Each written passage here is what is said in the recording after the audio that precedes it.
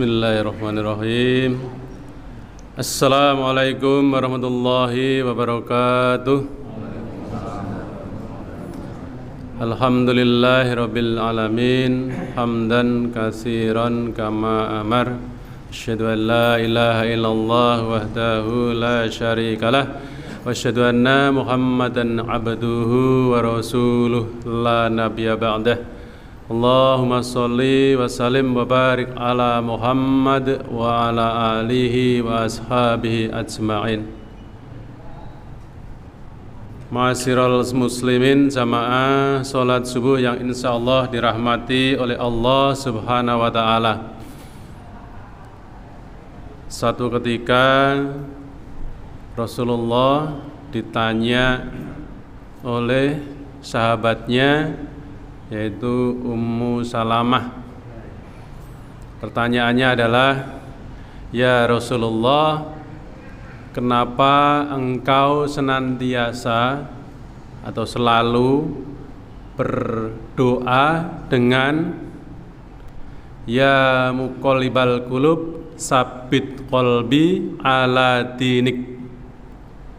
Nah, Rasulullah akhirnya menjawab dengan bahwa doa itu dipanjatkan, padahal ini adalah seorang Rasul, seorang Nabi, menyadari bahwa hati manusia itu senantiasa berbolak-balik, ya, berbolak-balik. Oleh karena itu Nabi mengajarkan kepada kita untuk senantiasa berdoa, ya muqallibal qulub sabit qalbi ala dinik. Wahai zat yang senantiasa membolak-balikkan hati, teguhkanlah, kokohkanlah, istiqomahkanlah kami di dalam agamamu. Nah itu kan agamamu, Pak, ala dinik, atas agamamu. Jadi agama Allah. Nah, teguh, istiqomah, fokus, nah, di dalam agama Allah. Ini kalau kita lihat bahwa dalam era sahabat ada seorang yang bernama Abdurrahman bin Muljam At-Tamimi. Dia adalah salah seorang ahli zikir, puasa terus, sholat malam, seorang hafidh, ya hafal Al-Quran. Tapi pada akhirnya dibalik oleh Allah bahwa hatinya dia ada satu yang tidak bisa mengikuti kehendak Allah, tidak mendapatkan petunjuk di sana. Karena pada akhirnya dia membunuh Ali bin Abi Thalib.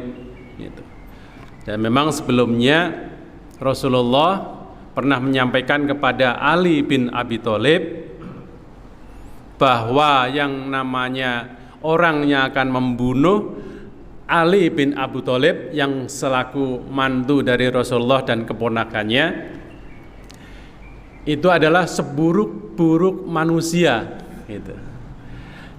Nah, itulah Abdurrahman bin Muljam At-Tamimi itu adalah seorang Khawarij. Gitu, Pak. Itu adalah seorang Khawarij. Ya, dia bagaimana kita bisa melihat atau menyaksikan seorang penghafal Al-Quran, seorang sholatnya yang sudah tidak pernah absen, puasanya nggak pernah absen, tapi pada akhirnya dia membunuh seorang Ali bin Abi Thalib. Nah, ini adalah menunjukkan bahwa hati manusia dibulak-balik. Dia mempelajari Islam, dia mengerti tentang Islam, tetapi pada akhirnya dia membunuh orang yang tidak hak mestinya. Tidak hak itu artinya tidak diperbolehkan secara hukum Islamnya. Nah, itu satu. Kemudian yang kedua, bahwa kasus para sahabat, salah satu di antaranya adalah orang-orang yang sebelumnya juga bukan merupakan seorang yang Islam, seorang yang tunduk kepada Allah. Salah satunya adalah Umar bin Khattab. Bagaimana Umar bin Khattab pernah menghunus pedang untuk membunuh Nabi Muhammad sallallahu alaihi wasallam. Tapi dengan hidayah Allah, dengan rahmat Allah, dengan Allah kendaki bahwa atas doanya Rasulullah, bahwa Rasulullah memohon kepada Allah agar Islam ini bisa ada dua orang atau salah dua di antara sahabat para Quraisy itu untuk menjadi penegak Islam. Nah, salah satu yang Allah berikan pilihan adalah Umar bin Khattab, sementara Abu Jahalnya yang disarankan, tanda kutip disarankan kepada Allah, tidak dikabulkan.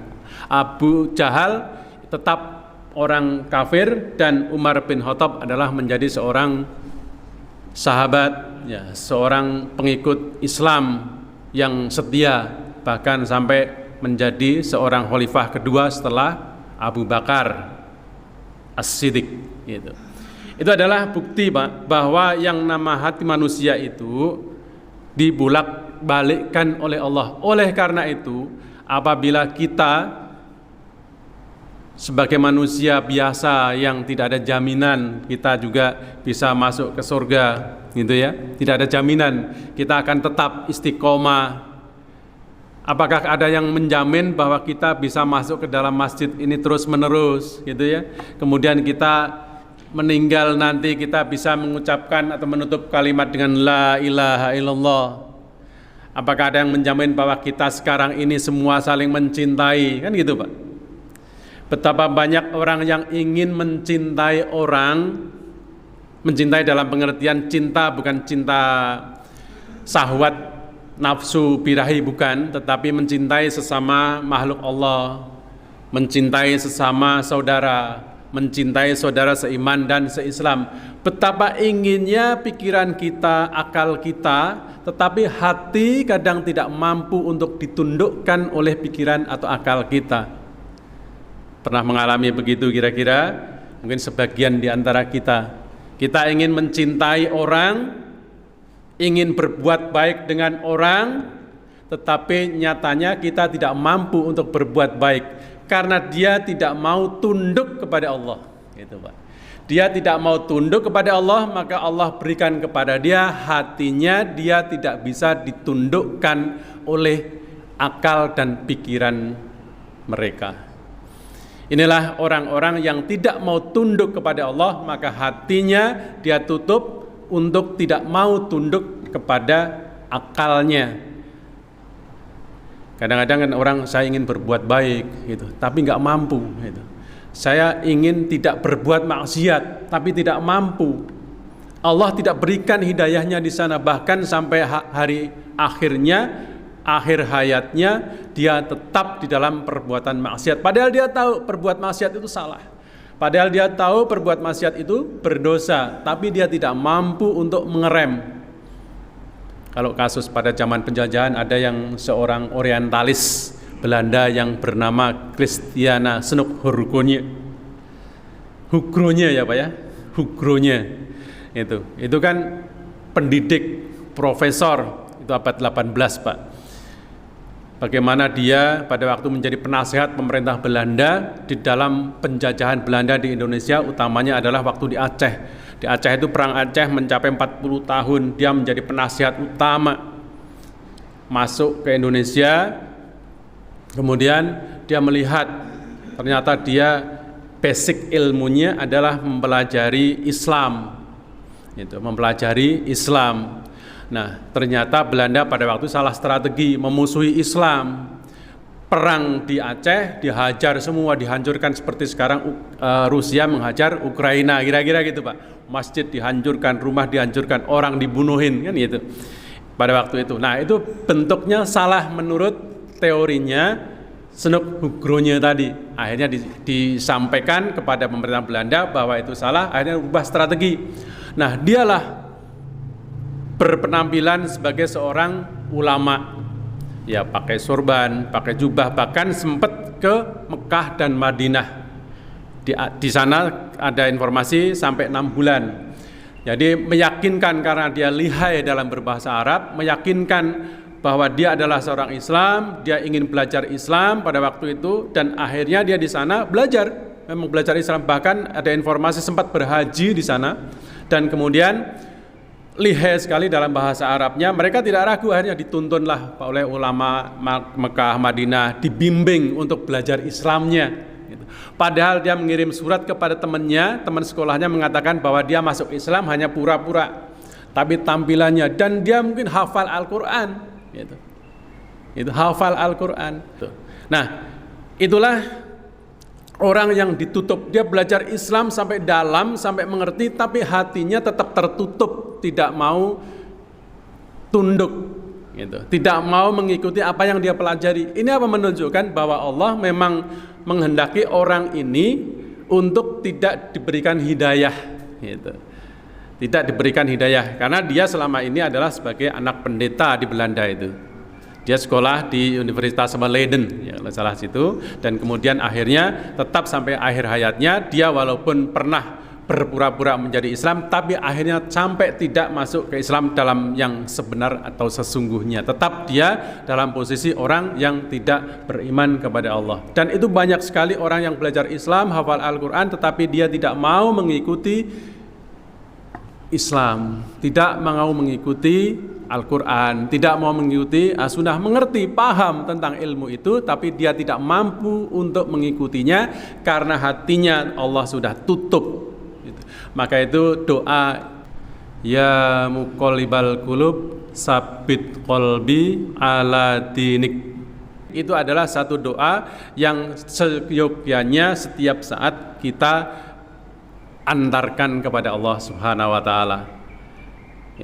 Jadi Allah sudah tegaskan bahwa laisa alaika hudahum, bukanlah petunjuk itu untuk yang kamu berikan kepada mereka, tapi walakinallaha yahdi may yasha, bahwa yang namanya petunjuk itu adalah milik Allah bagi yang Allah kehendaki. Kira-kira begitu, Pak. Jadi bahwa petunjuk, hidayah itu hanya Allah yang mampu memberikan kepada setiap insannya bagi yang Allah kehendaki. Kalau bagi yang Allah tidak kehendaki, tentu yang namanya hidayah tidak akan diberikan.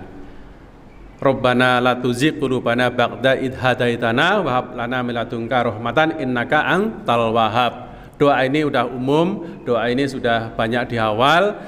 Oleh karena itu seyogyanya untuk dirutinkan kita membacanya setiap saat agar kita tetap pada hidayah Allah Subhanahu wa taala, karena Allah lah yang membolak-balikkan hati kita. Ya, teguhkan kita di dalam hati yang tetap di dalam jalur hidayah, tetapi bukan dalam jalur kesesatan. Saya kira ini yang bisa saya sampaikan pada pagi hari ini. Semoga yang secuil ini bermanfaat untuk diri saya dan untuk kita bersama untuk menggapai ridha Allah dan kita tetap ada di atas agama Allah Subhanahu wa taala. Subhanakallahumma wa bihamdika asyhadu alla ilaha illa anta astaghfiruka wa atubu ilaik. Billahi taufik wal hidayah. Assalamualaikum warahmatullahi wabarakatuh.